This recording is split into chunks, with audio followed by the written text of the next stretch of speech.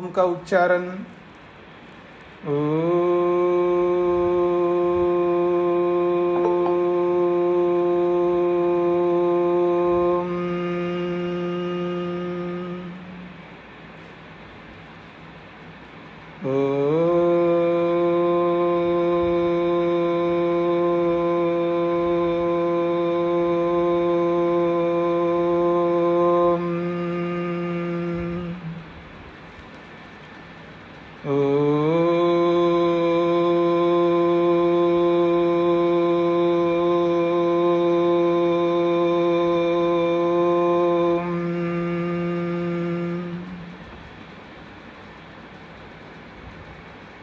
न्याय दर्शन के प्रथम अध्याय के द्वितीय आन्निक के 13 सूत्र पूरे किए हैं। प्रसंग चल रहा है छल का।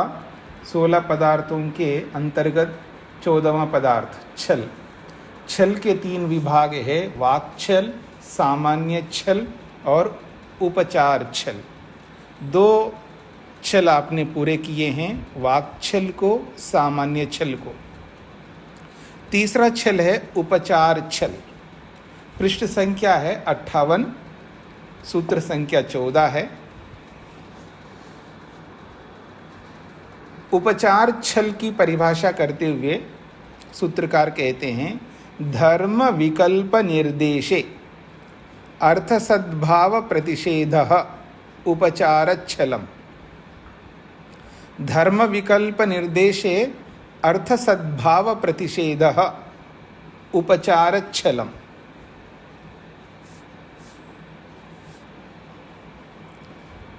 उपचार कहते आरोप को, किसी अर्थ को किसी पर आरोपित करना,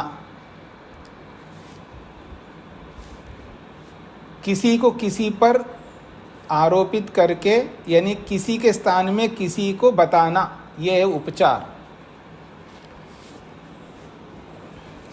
तो आइए पहले सूत्र को समझने का प्रयत्न करते हैं। धर्म विकल्प निर्देशे, धर्म का अर्थ यहाँ पर है अर्थ, यानी शब्द के जो अर्थ होते हैं, शब्द का अर्थ होता है। जैसे विनय, विनय शब्द का अपना अर्थ है, ठीक है जी। ऐसे ही मान लीजिए किसी का नाम आपने रखा है देवा, तो देव शब्द का अपना अर्थ है। तो ऐसे हर शब्द का अर्थ होता है ना, तो उस अर्थ को यहाँ धर्म शब्द से बोला है, यानी शब्द के अर्थ को धर्म बोला है। और विकल्प का मतलब है शब्द का एक ही अर्थ नहीं होता है, शब्द के अनेक अर्थ होते हैं, तो उसमें विकल्प है। भिन्नताएं, विविध प्रकार, विकल्प का मतलब है प्रकार। तो धर्म विकल्प अर्थ के प्रकार। और निर्देश का मतलब है कथन, कहना, सप्तमी विभक्ति में है। तो धर्म विकल्प निर्देशे, विविध अर्थों के निर्देश होने पर, ऐसा अर्थ निकलेगा। अर्थ सद्भाव प्रतिषेध, उस शब्द का जो अर्थ है उस अर्थ को लेकर के खंडन करना। जो शब्द है उस शब्द का जैसा अर्थ होता है उस अर्थ को लेकर के खंडन करना, इसको उपचार छल कहते हैं। तो आपके सामने पहले वस्तु स्थिति सामने रखता हूं। शब्द के अनेक अर्थ होते हैं जी। तो शब्द के जो अनेक अर्थ हैं उस अर्थ को धर्म कहा है। तो यानी शब्द के अनेक धर्म होते हैं, अर्थात अनेक अर्थ होते हैं। क्या होते हैं वो अनेक अर्थ? एक तो अभिधा के रूप में अर्थ होता है शब्द का, और एक लक्षणा के रूप में अर्थ होता है, और एक व्यंजना के रूप में अर्थ होता है। तो ये 3 प्रकार के अर्थ आए आपके सामने, यानी शब्द के 3 धर्म आए, अभिधा, लक्षणा और व्यंजना। इनके बारे में पहले भी आपने सुना है। तो ये शब्द के अर्थ है, शब्द के धर्म है। अभिधा के रूप में शब्द का अर्थ होता है, या लक्षणा के रूप में शब्द का अर्थ होता है, या व्यंजना के रूप में शब्द का अर्थ होता है। तो ये जो शब्द के ये अर्थ है, इन्हीं को धर्म शब्द कहा है। और ये अनेक हैं, इसलिए विकल्प शब्द का प्रयोग किया है। तो शब्द के अनेक अर्थ होते हैं। वक्ता ने इन अनेक अर्थों में से किसी एक अर्थ को लेकर के अपना कथन करता है। वक्ता बोलने वाला, जो भी बोलने वाला है वक्ता, वो इन तीनों में से किसी अर्थ को लेकर के जब वो कथन करता है, तो वो जैसा कथन करता है वैसा हमें अर्थ लेना चाहिए। वक्ता ने इनमें से जिसको लेकर के बोलता है उसको तो हम छोड़ दें और अपने ढंग से कल्पना करके हम उसका खंडन करें, इसको कहेंगे उपचार छल। हाँ जी, तो मैंने आपके सामने कहा शब्द के अनेक धर्म होते हैं, अनेक अर्थ होते हैं। वो अनेक क्या है जी? अभिधा के रूप में, लक्षणा के रूप में और व्यंजना के रूप में। ठीक है, तो धर्म विकल्प निर्देशे का अर्थ है कि वक्ता शब्द के अनेक अर्थों में से किसी एक अर्थ को लेकर कथन करने पर, वक्ता अनेक अर्थों वाले शब्द के किसी एक अर्थ को लेकर कथन करने पर जो प्रतिवादी होता है वो अर्थ सद्भाव प्रतिषेधा, उस शब्द का जो अर्थ होता है उस अर्थ को लेकर के प्रतिषेधा, खंडन करता है, उसको उपचार छल कहते हैं। अब सूत्र का अर्थ आप लिखिएगा। सूत्र का अर्थ आप लिखेंगे, शब्द के अनेक अर्थ, ब्रैकेट में धर्म लिखिएगा। शब्द के अनेक अर्थ होते हैं। शब्द के अनेक अर्थ, अर्थ के बाद ब्रैकेट में धर्म लिखिएगा।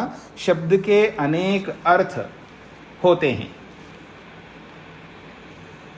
ब्रैकेट में ये भी लिखिएगा आगे होते के बाद में अभिधा लक्षणा व्यंजना,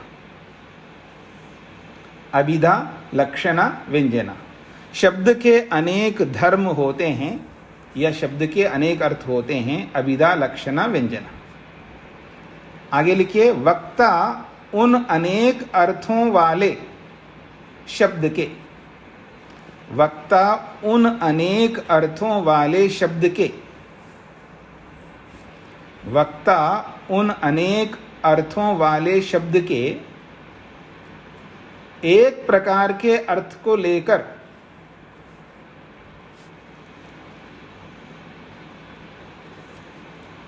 वक्ता उन अनेक अर्थों वाले शब्द के एक प्रकार के अर्थ को लेकर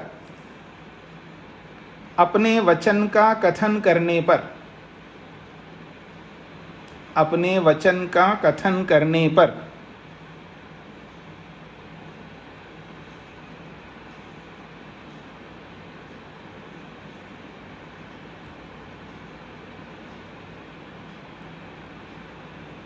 वक्ता उन अनेक अर्थों वाले शब्द के एक प्रकार के अर्थ को लेकर अपने वचन का कथन करने पर, अपने वचन का कथन करने पर प्रतिवादी, प्रतिवादी, प्रतिवादी वह अर्थ उस शब्द में ना पाकर, प्रतिवादी वह अर्थ उस शब्द में ना पाकर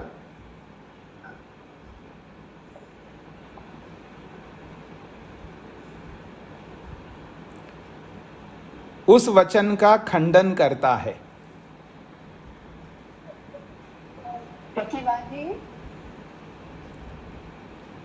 प्रतिवादी वह अर्थ उस शब्द में ना पाकर,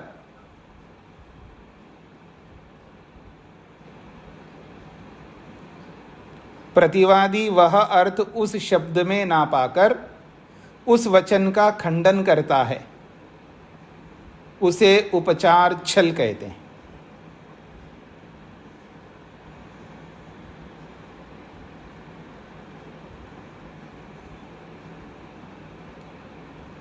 शब्द के अनेक अर्थ धर्म होते हैं, अभिधा लक्षणा व्यंजना।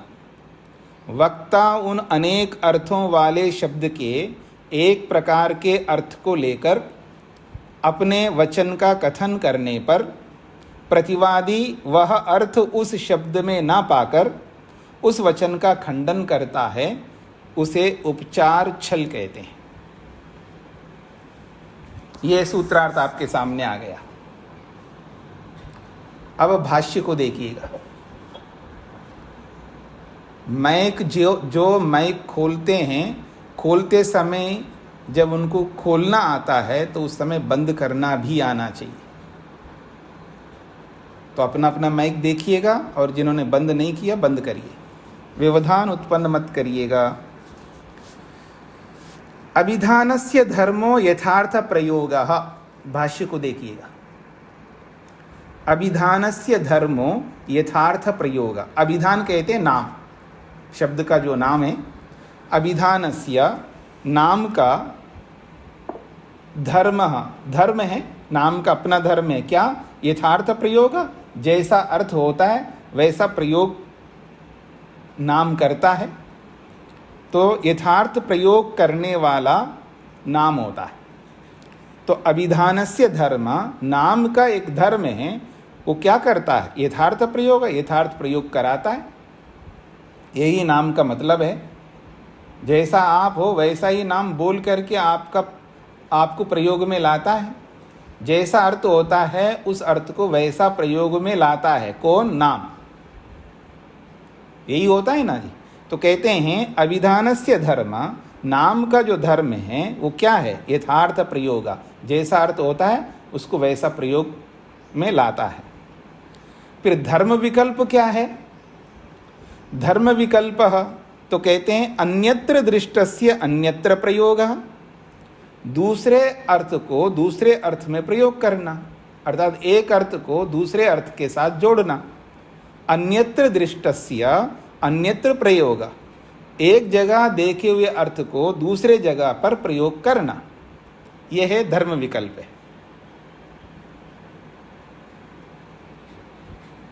तस्य निर्देश है, और उसका जो निर्देश है उसके निर्देश में धर्म विकल्प निर्देश, ऐसा सूत्र में पढ़ा है।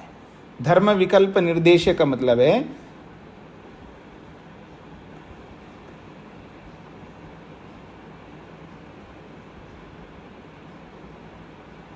अनेक अर्थ वाले उस शब्द के अंदर एक अर्थ को लेकर के निर्देश करने पर।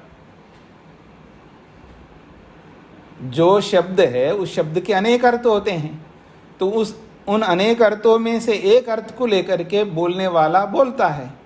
जब हम कोई भी बात करते हैं,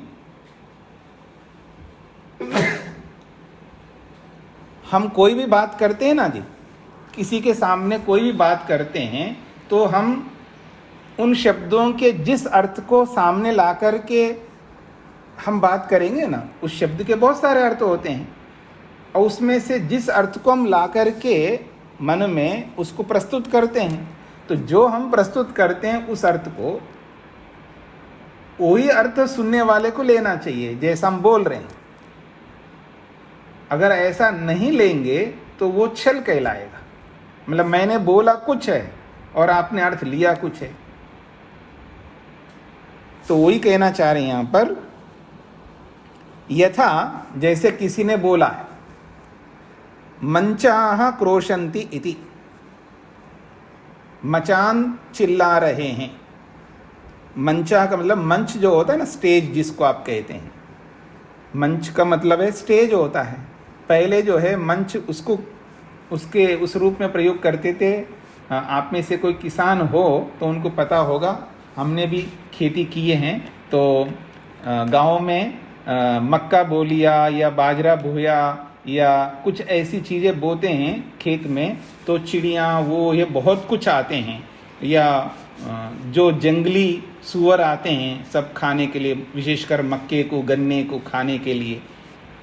जंगली सूअर है और भेड़ियाँ हैं, ऐसे बहुत सारे जंगली पशु आते थे। उनको भगाना है और चिड़ियों को भगाना है, तो खेत के बीचों बीच बल्लियां गाड़ करके उसके ऊपर एक मचान तैयार करते हैं, मंच तैयार करते हैं, उसके ऊपर बैठते हैं और कुछ रखते हैं आवाज़ करने के लिए। तो उसको आवाज़ करते हैं तो चिड़िया वो ये सब उड़ जाते हैं, अथवा जो जंगली पशु आते हैं तो उनको भी पता लगता है या कोई है, तो उसके लिए मचान ऊपर ऊंचा बनाते हैं, उसको मंच कहते हैं। ठीक है जी, मचान भी कहते हैं हिंदी में।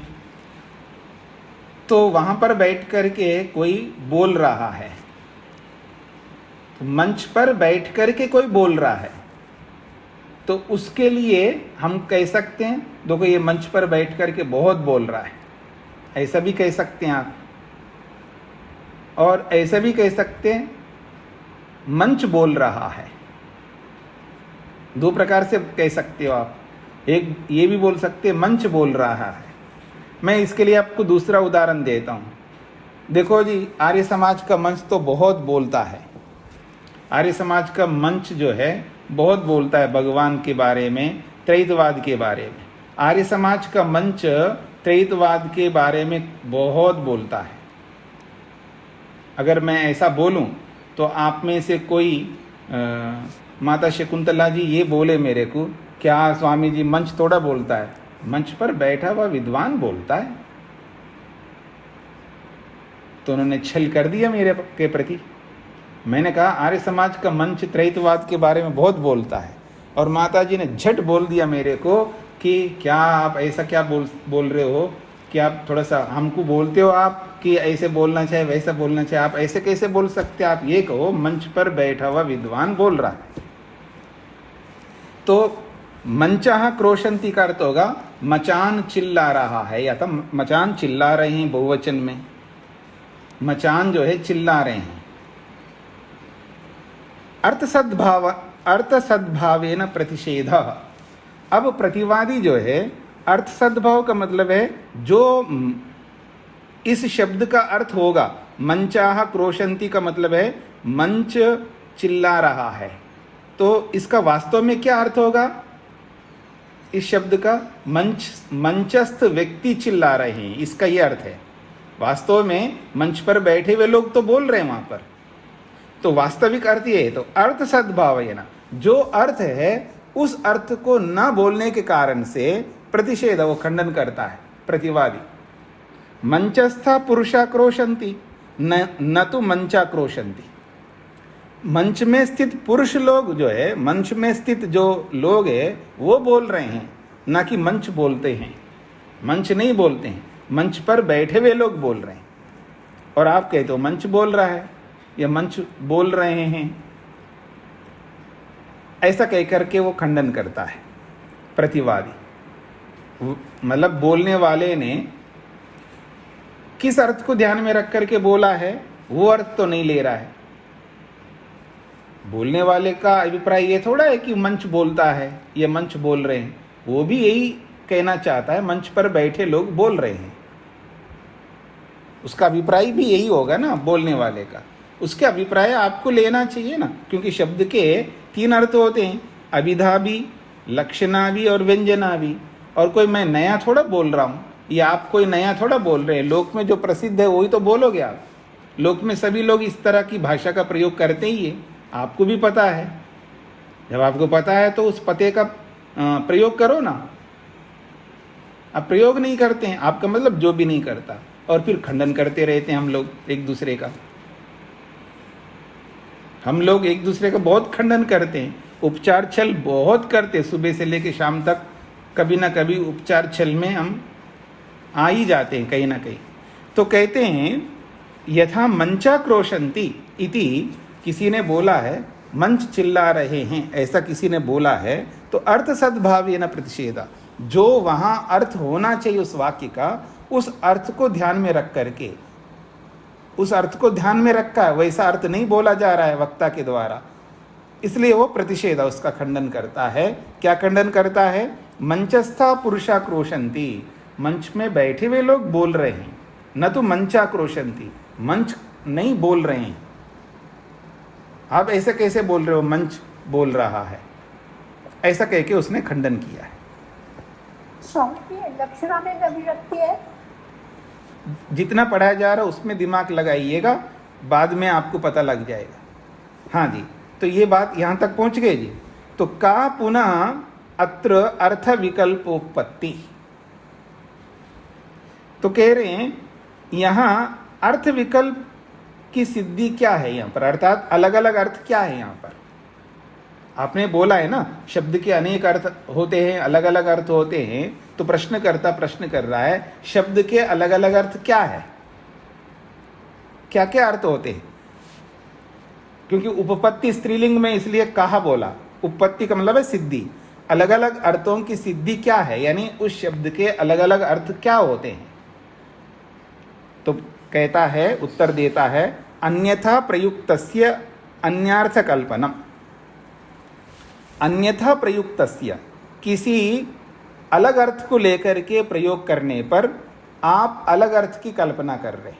वक्ता ने किसी अलग अर्थ को लेकर के बोला है और आप अलग अर्थ की कल्पना कर रहे हो। मतलब वक्ता ने क्या अर्थ बोला है, भक्त्या प्रयोगे, वक्ता ने गौण प्रयोग किया है। अभी माता जी पूछ रही थी ये लक्षणा है, तो कहे ये भक्ति जो है ये लक्षणा ही होता है, गौण प्रयोग होता है। तो भक्त्या प्रयोगे, गौण रूप से प्रयोग करने पर, खंडन करने वाले ने प्रधान्येन कल्पनम, और खंडन करने वाले ने मुख्य रूप में कल्पना कर दिया। मंचा क्रोशंती, मंच चिल्ला रहे हैं, ये गौण रूप से उसने प्रयोग किया। भक्ति का मतलब गौण होता है। गौण रूप से प्रयोग करने पर प्रतिवादी मुख्य अर्थ मान करके, मुख्य अर्थ की कल्पना करके, उपचारम, उपचार विषयम, यहाँ आरोप विषय वाला बनाया, अर्थात मुख्य अर्थ का आरोप कर लिया, गौण में मुख्य का आरोप कर दिया, तो इस आरोप को ही उपचार कहते। तो ये उपचार विषय वाला है। मुख्य रूप से जो कल्पना करना ये उपचार विषय वाला, अर्थात आरोप विषय वाला है। इसलिए उपचार विषय वाला छल होने से इसको उपचार छलम, आरोप विषय वाला छल कहते। अब ये उपचार उपचार बोल रहे हो, आखिर ये है क्या उपचार? तो कहते उपचारो, उपचार उसको कहते हैं नीतार्था, नीतार्था उपचारा।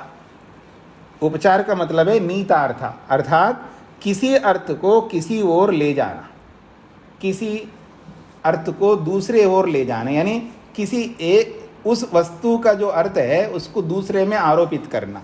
नीतार्थ का मतलब है नीत, नीता में नी धातु है, ले जाने अर्थ में है, तो नीतार्थ का मतलब है किसी अर्थ को किसी में ले जाना।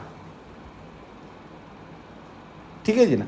तो मनुष्य, पुरुष का जो अर्थ है वो मंच पर लेके गए ना व्यक्ति, जो पुरुष बोलने वाला है ना, तो पुरुष के द्वारा जो अर्थ निकलता है, यानी पुरुष का जो अर्थ है उसको उसने मंच पर लेके गया। पुरुष के द्वारा बोला जा रहा है तो पुरुष का जो अर्थ होता है वो मंच पर लेके गया, मंच पर जोड़ दिया।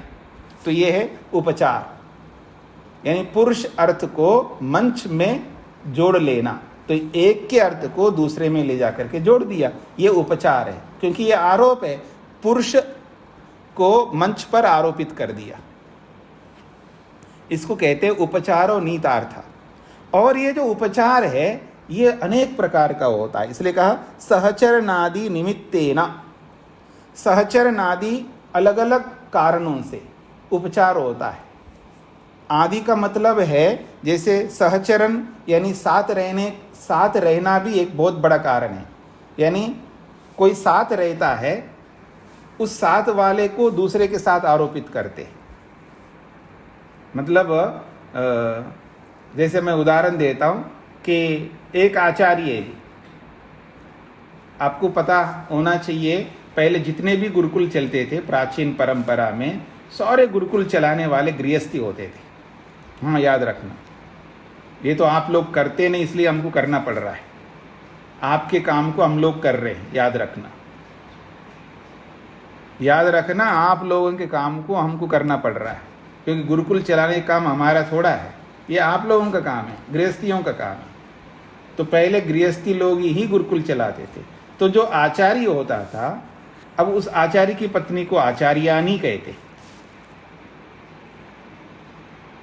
आचार्या नहीं कहते। जैसे मंत्री की पत्नी को मंत्रानी कहते हैं ना, मंत्री की पत्नी को मंत्रानी, और प्रधान की पत्नी को प्रधानी कहते हैं आप लोग।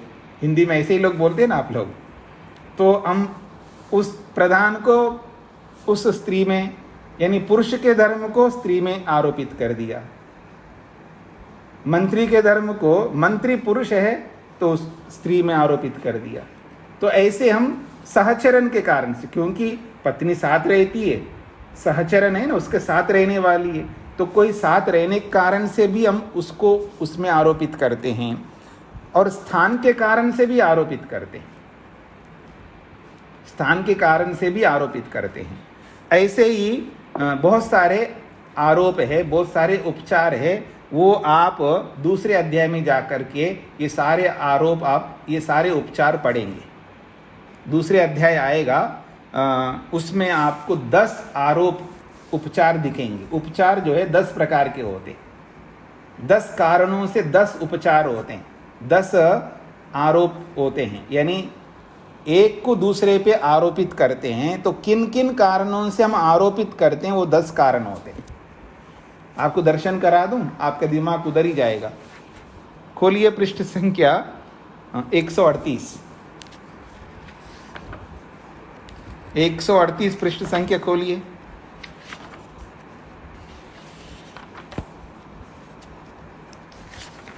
खोला है आपने?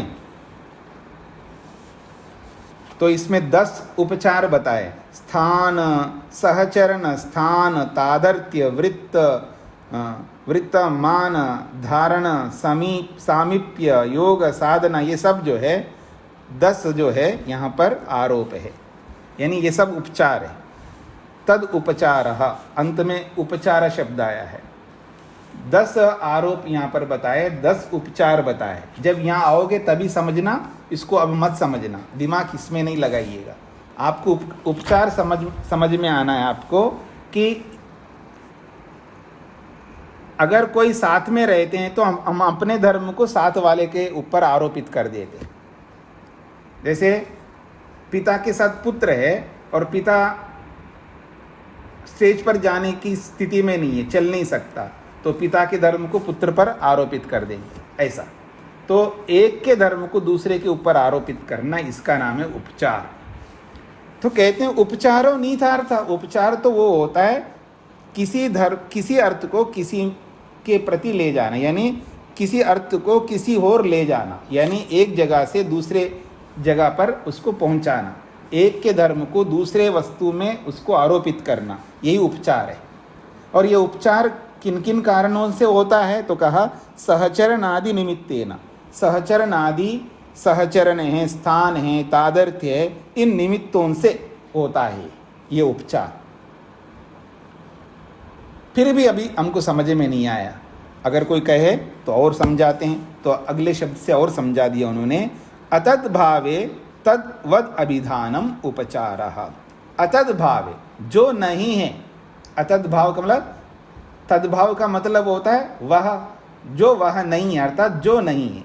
अतद् भावे का मतलब है जो नहीं है, तद्वत, जो नहीं है उसके समान अभिधानम, कथन करना, मतलब जो आचार्य नहीं है उसको आचार्य के समान बोलना।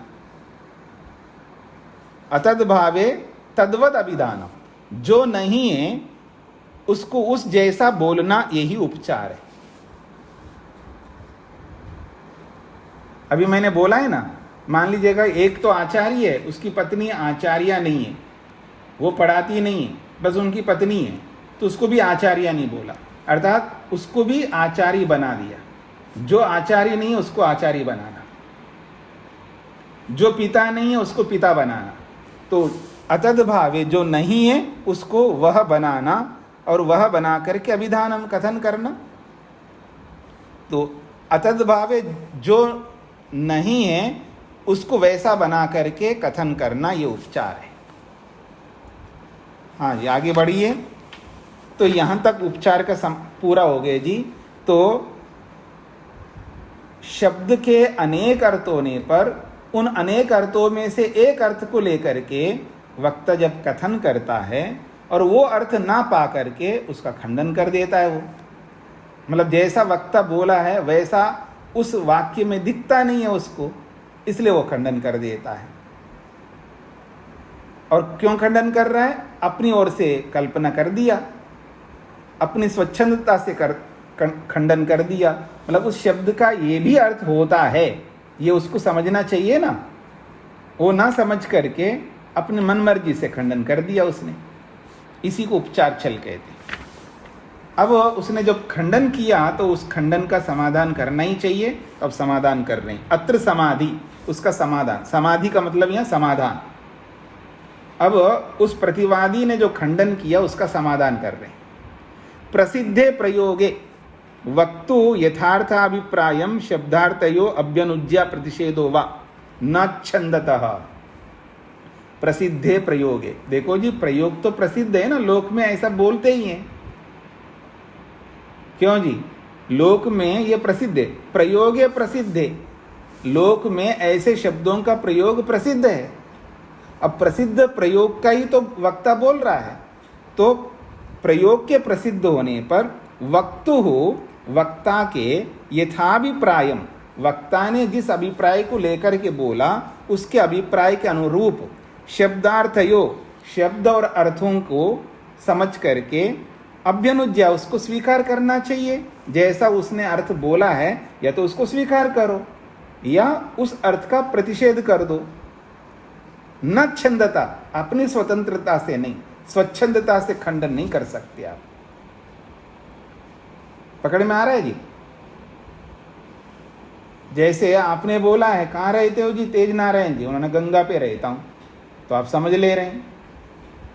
अब सिरपिरा कोई ऐसा आदमी आके कहाँ गंगा पे रहते हो आप? गंगा बहती हुई गंगा में थोड़ा रहते हो आप, ऐसा कह के खंडन कर दिया। भाई ये लोग समझते हैं इस बात को। तो प्रयोग प्रसिद्ध है ना, ऐसे बहुत सारे प्रयोग प्रसिद्ध है, लोग बोलते हैं इसलिए हम बोल रहे हैं, नहीं तो हम कैसे बोलेंगे?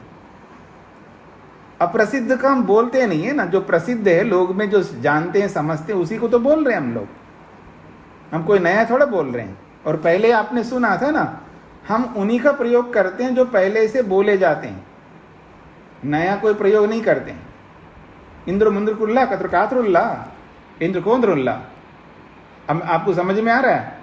क्योंकि आप इसका प्रयोग करते नहीं हैं, और जिसका प्रयोग नहीं करते हैं उसको आप कैसे समझेंगे? तो इसलिए जो पहले से सिद्ध है, प्रयोग में आता है, उसी को बोला जा रहा। वही कह रहे हैं प्रसिद्धे प्रयोगे, प्रयोग के प्रसिद्ध होने पर वक्तु यथाभिप्राय, वक्ता का जैसा अभिप्राय है वैसा अभिप्राय को ध्यान में रखते हुए शब्दार्थयो अभ्यनुज्या प्रतिषेधो वा, शब्द और अर्थ को, जो जैसा शब्द है उसका जैसा अर्थ है उसको या तो अभ्यनुज्या स्वीकार करो जैसा उसने अर्थ बोला, या वो आप वैसा अर्थ नहीं वैसा खंडन करो। न छंदता, अपनी स्वच्छंदता से खंडन नहीं कर सकते। प्रधानभूतस्य शब्दस्य भाक्तस्य च गुणभूतस्य प्रयोगः उभयोर्लोकसिद्धः। उसी बात को, पहली पंक्ति को ही विस्तार करके समझा रहे हैं। देखो, दुनिया में, लोक में प्रधानभूतस्य शब्दस्य, मुख्य अर्थ वाले शब्द का भी प्रयोग होता है, और भाक्तस्य च गुणभूतस्य प्रयोगः, और गौण, भाक्त का मतलब गौण, जो भाक्त रूपी गौण शब्द होता है उसका भी प्रयोग होता है। अर्थात उभयोः लोक सिद्ध, लोक में दोनों शब्दों का प्रयोग है, होता है, वो सिद्ध है, सब जानते हैं। मुख्य रूप से भी शब्दों का प्रयोग होता है और गौण रूप से भी शब्दों का प्रयोग होता है। सिद्धे प्रयोगे, जब प्रयोग सिद्ध है तो सिद्ध होने पर भी यथा वक्तु अभिप्राय, अब वक्ता बोल रहा है तो उस वक्ता का जैसा अभिप्राय है तथा शब्दार्थो अनुज्ञेयो, वैसा ही शब्द और अर्थ को हमें स्वीकार करना चाहिए। अथवा प्रतिषेधो वा, प्रतिषेध्यो वा, और उसी वक्ता के अनुसार ही अगर आपको खंडन करना है, आप जो अर्थ बोल रहे हो मैं उसको नहीं मानता, ऐसा खंडन करो तो हमें कोई आपत्ति नहीं है। लेकिन आप स्वच्छंद होकर के कुछ नया कल्पनार्थ करके आप खंडन करोगे तो वो नहीं माना जाएगा। यदि वक्ता प्रधान शब्दम प्रयुक्ते, बोलने वाला व्यक्ति मुख्य अर्थ में अगर उसका प्रयोग करता है तो यथा भूतस्य अभ्यनुज्य प्रतिषेधो वा, जैसा अर्थ उसने लेकर के बोला है अगर आपको समझ में आ गया तो उसको स्वीकार करो। अगर मुख्य अर्थ आपको समझ में नहीं आया है तो ये मुख्य अर्थ नहीं हो सकता ऐसा प्रतिषेध कर सकते हो। न छंदता, स्वच्छंद होकर के खंडन नहीं कर सकते, अपनी मन मर्जी से कल्पना करके खंडन नहीं कर सकते।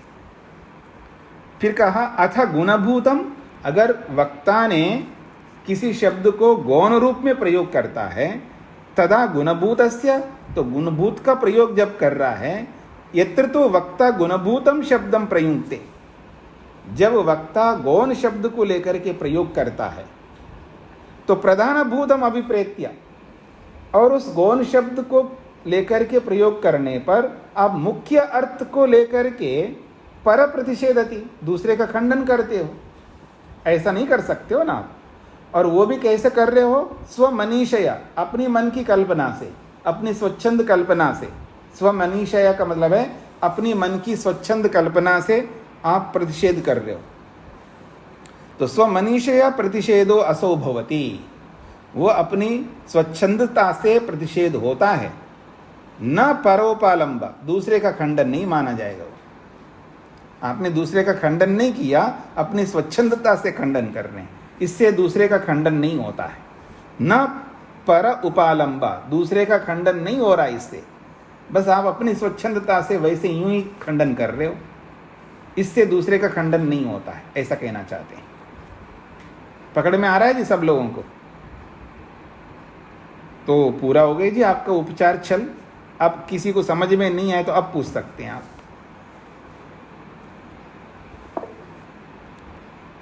हाँ जी, अनीता आनंद जी को क्या पूछना है? नमस्ते स्वामी जी।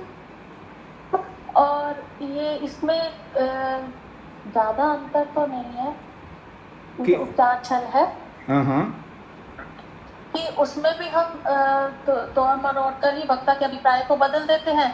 इसमें भी जो वक्ता ने कहा उसके भी अभिप्राय को बदल दिया हमने। किसमें वाक छल में और उपचार छल में। हाँ, इसका समाधान आगे के सूत्रों में आपको समझ में आएगा।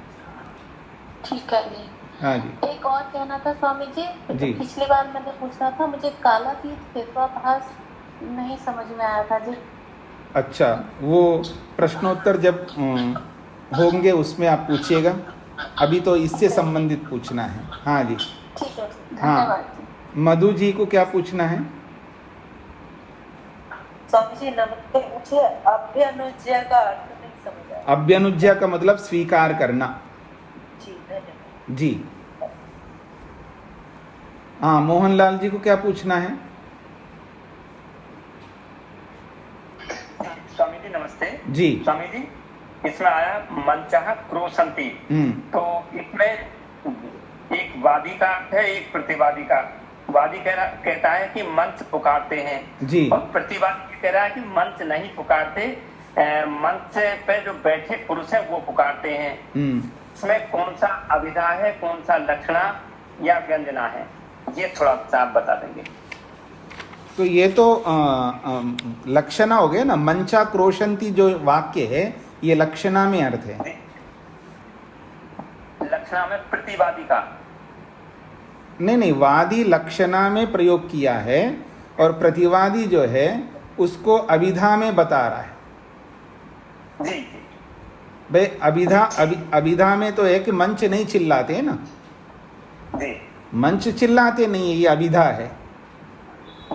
मतलब अभी दूसरे ढंग से भी मैं बोल सकता हूँ, अभिधा तो ये है कि मंच नहीं चिल्लाते हैं, ये अभिधा है।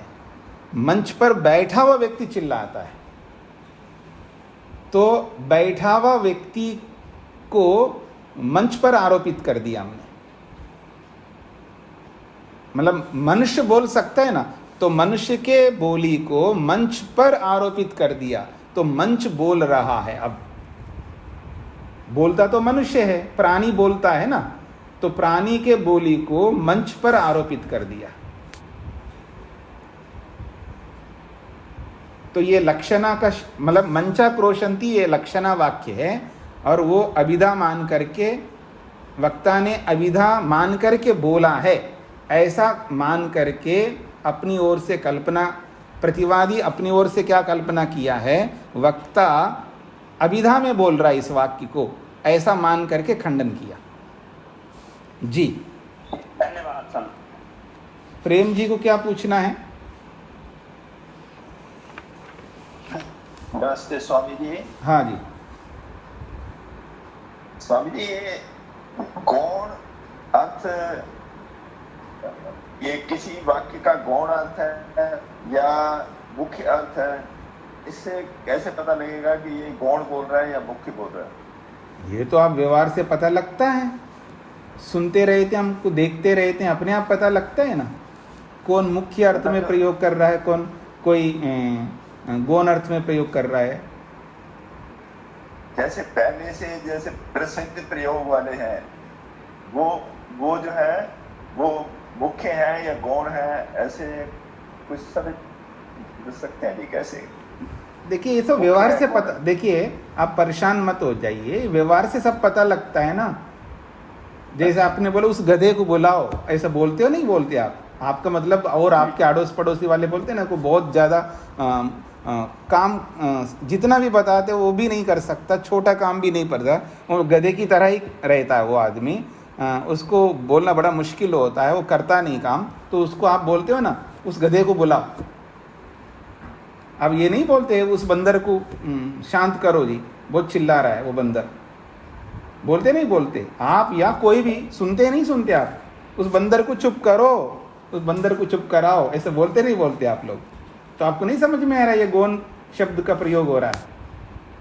अच्छा ठीक है। तो व्यवहार में हम सब लोग प्रयोग करते हैं ना ऐसे ही, उस गधे को बुलाओ, उस बंदर को चुप कराओ। हाँ जी, तो व्यवहार में बहुत सारे गौण प्रयोग करते हैं और मुख्य प्रयोग भी करते हैं हम लोग। वो आदमी आए उनको बिठाइए, ये मुख्य प्रयोग है, मुख्य प्रयोग भी करते हैं, गौण प्रयोग भी करते हैं, और व्यंजना का भी प्रयोग करते हैं। हाँ जी, मुख्य तो सीधा सीधा ही है। जी जी जी। बाकी गौण को समझना चाहिए। हाँ, गौण नहीं, मुख्य को भी समझना होता है, गौण तीनों को समझना होता है।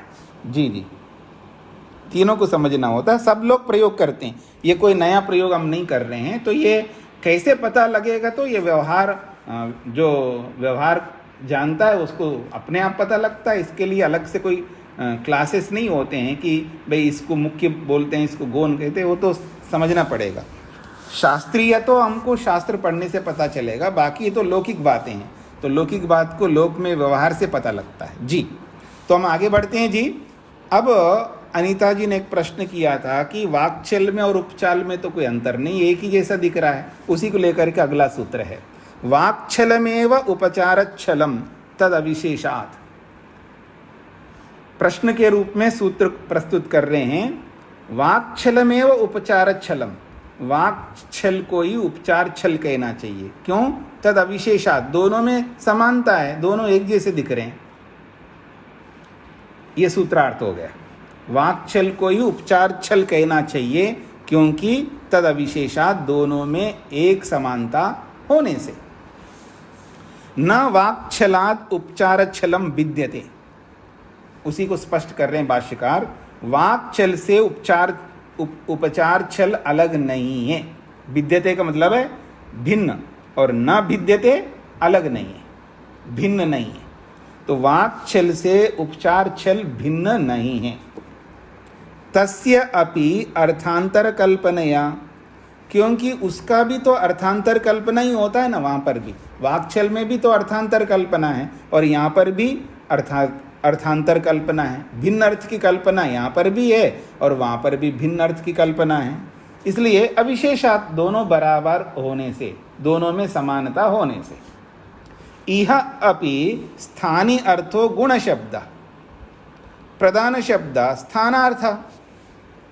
यह अपि, यहाँ पर भी इस उपचार चल में स्थानीय अर्थो गुण शब्द, जो स्थानीय को लिया है ना, जैसे मंचाह, ये स्थानीय, ये स्थानीय अर्थ क्या है? गुण है, गौण है, और प्रधान शब्द जो है स्थानार्थ है। तो इति कल्पयित्वा, तो स्थानीय अर्थ जो है गुण था उसको प्रधान शब्द स्थान अर्थ मान करके आपने कल्पना करके प्रतिषिध्यते, खंडन किया है। स्थानीय अर्थ को गौण शब्द स्थानीय को मान करके कथन करने वाला बोला है और आप प्रधान शब्द मान करके कल्पना करके खंडन किया है। तो यहाँ पर भी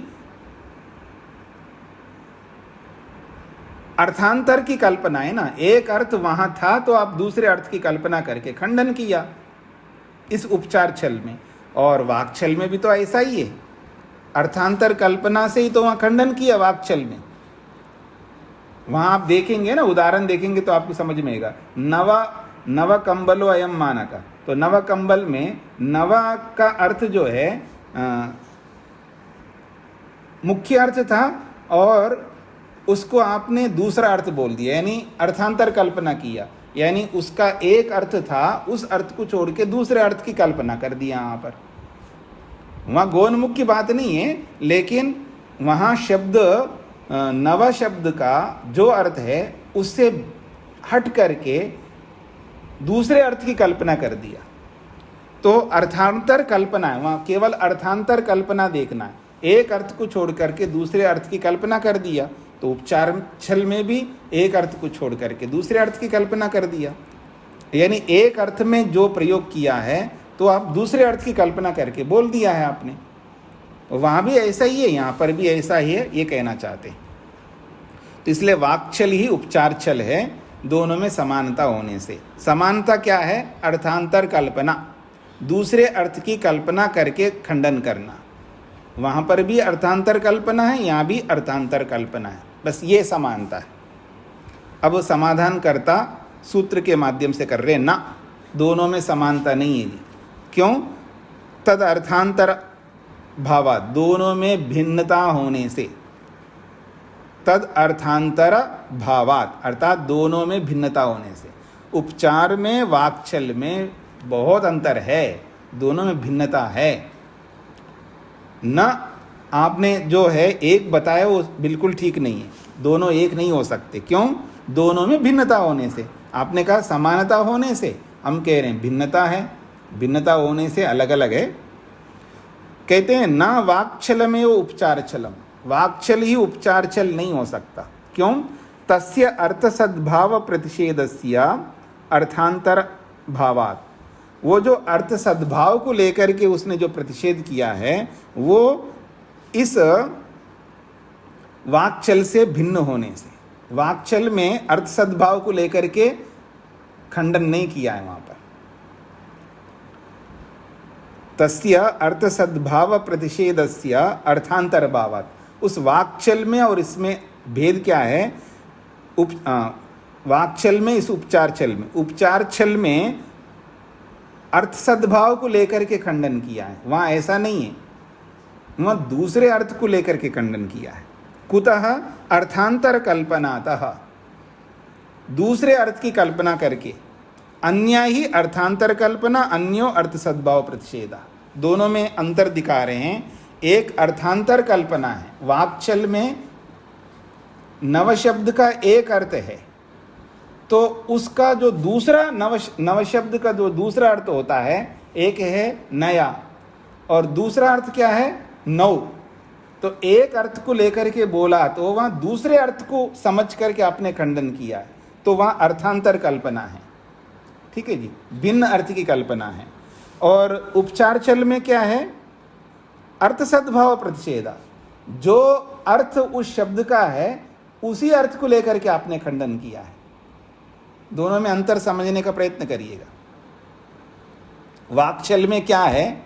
वाक्छल में नव शब्द है, तो नव शब्द का एक अर्थ है नया और नव शब्द का दूसरा अर्थ है नौ। तो वहाँ भिन्न अर्थ को लेकर के, जिस अर्थ में वो शब्द का प्रयोग किया है उससे भिन्न अर्थ को लेकर के खंडन किया है। यहाँ ऐसा नहीं है, जो उस शब्द का अर्थ है उसी अर्थ को लेकर के खंडन कर रहे हैं। अर्थ सद्भाव प्रतिषेधा, उसी अर्थ को लेकर के खंडन कर रहे हैं। यहाँ कोई भिन्न अर्थ नहीं, भिन्न अर्थ को लेकर के खंडन नहीं कर रहे हैं। यहाँ उसी अर्थ को लेकर के खंडन किया। मंच का जो अर्थ होता है उसी अर्थ को समझ करके तो खंडन कर रहे हैं। तो इसलिए ये अर्थांतर सद्भाव है, वो अर्थांतर कल्पना है। दोनों में भेद है। पकड़ में आ रहा है जी आप सब लोगों को? अर्थांतर कल्पना क्या है, अर्थ सद्भाव कल्पना क्या है, वो समझ लीजिएगा।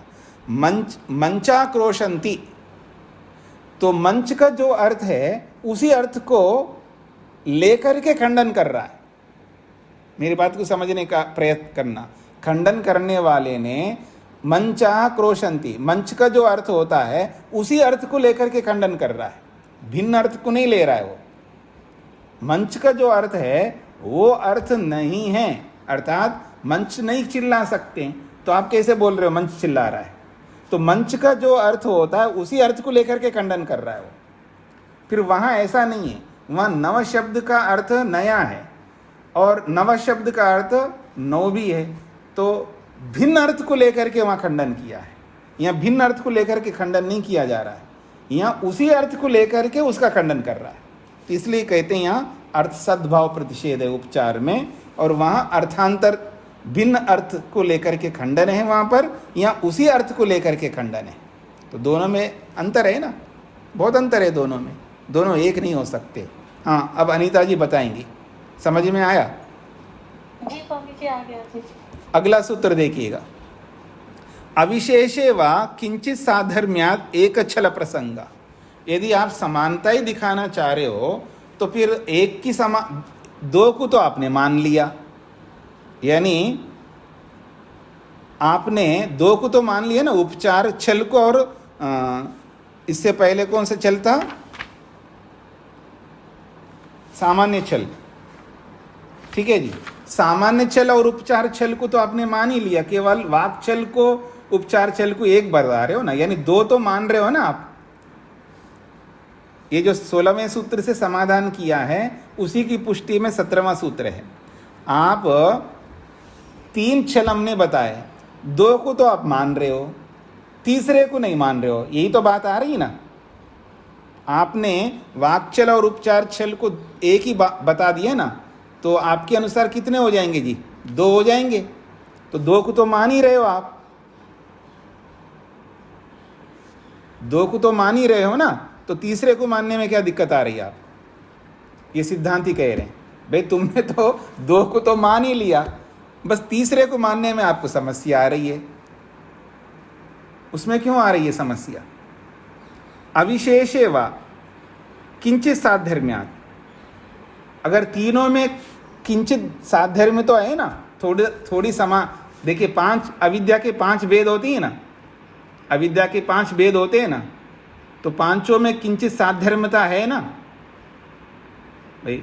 अविद्या भी अविद्या है, राग भी अविद्या है, द्वेष भी अविद्या है, ठीक है जी, अभिनिवेश भी अविद्या है, अस्मिता भी अविद्या है, सभी अविद्या है। तो अविद्यापन तो सभी में समान है ना, तो किंचित साधर्म्यता तो सब एक जैसे ही है, यानी सब एक ही मानो ना, 5 क्यों मान रहे हो? लेकिन थोड़ा थोड़ा अंतर से ही तो 5 हो गए। तो हमने 3 छल बताया, तो आपने एक का खंडन कर दिया, अर्थात 2 तो मान रहे हो आप, फिर वो 2 भी क्यों मान रहे हो? उन दोनों में भी तो समानता है, उन दोनों में भी तो कुछ तो समानता है, तो उन 2 को भी मत मानो। अगर 2 को मान रहे हो तो 3 को भी मान लो। अब पकड़ में आया सबको? तो कह रहे हैं अविशेषे वा, अगर समानता दिखाओगे तो किंचित साधर्म्यात्, थोड़ा साधर्म होने से सभी में थोड़ा थोड़ा साधर्म है ही है, तो एक ही छल का प्रसंग आएगा फिर तो, मतलब छल एक ही होता है ऐसा माना जाएगा। पर एक नहीं है जी, 3 है, हम 3 मानते हैं क्योंकि तीनों में थोड़ा थोड़ा अंतर है, उस अंतर से 3 बना रहे हम लोग, ये कहना चाहते हैं। छलस्य द्वित्वम अभ्यनुज्ञाय त्रित्वम प्रतिषिध्यते। भले आदमी 2 छल को आप मान करके तीसरे छल को आप खंडन कर रहे हो। किंचित साधर्म्यात्, वो भी किंचित साधर्म लेकर के तो खंडन किया आपने। यथाच अयम हेतु त्रित्वम प्रतिषेधति। जैसे आपने किंचित साधर्म्य रूपी हेतु को लेकर के तीसरे छल का आप खंडन कर रहे हो, तथा वैसा ही वही किंचित साधर्म्य द्वित्व को भी निषेध करेगा, फिर दूसरे छल का भी खंडन करेगा।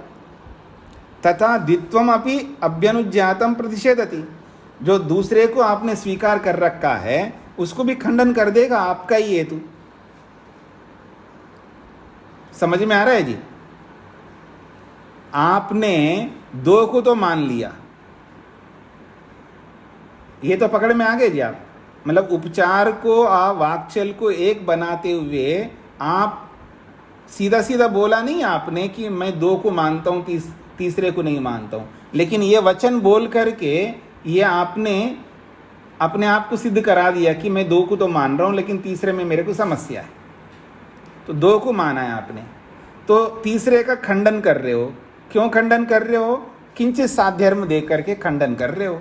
तो जैसे किंचित साध्यर्म हेतु आपका तीसरे को खंडन कर रहा है, तो वही किंचित साध्यर्म दूसरे का भी तो खंडन करेगा, ये कहना चाह रहे। तो कहते हैं यथाच अयम हेतु त्रित्वम प्रतिषेधति, जैसा जो तुम्हारा हेतु है वो क्या है? किंचित साध्यर्म वाला हेतु है आपका। ठीक है जी, किंचित साध्यर्म, क्योंकि अविशेषात कहा ना, समानता होने से, दोनों में समानता होने से, तो ये किंचित साध्यर्म को देख करके तो समानता होने से जो हेतु दिया है, तो जैसा ये जो हेतु है तुम्हारा किंचित साध्यर्म वाला हेतु, ये तीसरे का खंडन जिस प्रकार कर रहा है, तथा उसी प्रकार से द्वित्वम अपि अभ्यनुज्ञातम, जो दूसरे को तुमने स्वीकार किया उसको भी खंडन करेगा। विद्यते ही किंचित साध्यर्म्यम द्वयोरपि इति, दूसरे में भी तो किंचित साध्यर्म्य तो है ही है ना, तो फिर उसका भी खंडन करेगा।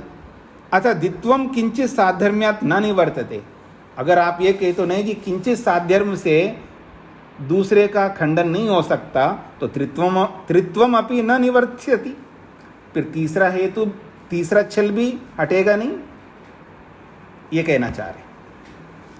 हाँ जी, थोड़ा शीघ्रता हो गया ना, ऐसा लगता है किसी को, जल्दी जल्दी हो रहा है ऐसा लग रहा है, पर है बहुत सरल है, सीधी सी बात है। आपने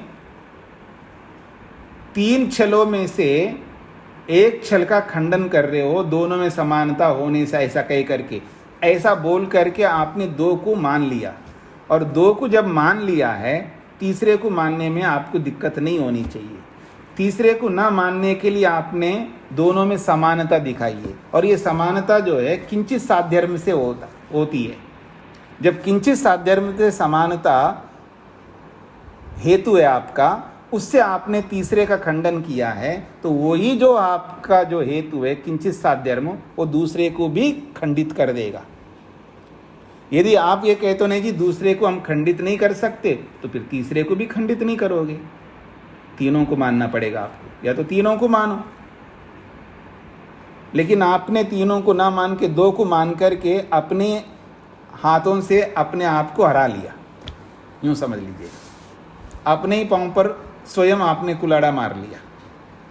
इसलिए कभी भी बोलते समय सोच समझ करके बोलना पड़ता है कि आप बोल रहे हो सामने वाले को खंडन करने के लिए, और वो आपकी बोली आपको ही खंडित कर देगा, आपके सिद्धांत को ही समाप्त कर देगा। इसलिए सोच समझ करके बोलना चाहिए।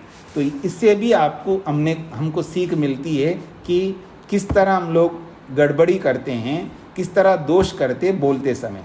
बोली जो है वाचा वदामि मधुमत, वेद कहता है ना, वाचा वदामि मधुमत, हमारी वाणी ऐसी होनी चाहिए, सब लोगों को, सुनते हुए लोगों को लगना चाहिए ये वाणी नहीं बोल रहा है, तो मधु टपका रहा है, यानी ये शहद हमको पिला रहा है।